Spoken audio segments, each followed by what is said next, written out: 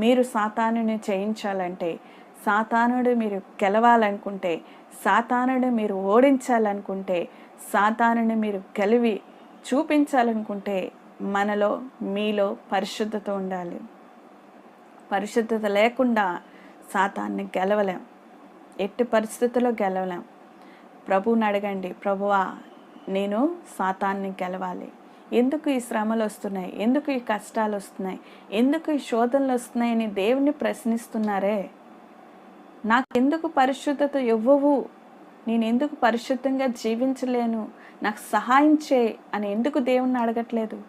ప్రశ్నించడమే అయిపోతుంది, ఆయన్ని అనడమే అయిపోతుంది, ఆయన్ని విమర్శించడమే అయిపోతుంది. నాకే ఎందుకు ఈ కష్టాలు, నాకే ఎందుకు ఈ బాధలు, నాకే ఎందుకు ఈ అనారోగ్యం, నాకే ఎందుకు ఈ ఆర్థిక సమస్యలు అని అనుకోని జీవితాలు కొనసాగడమే అయిపోతుంది తప్ప, ప్రభువా నేను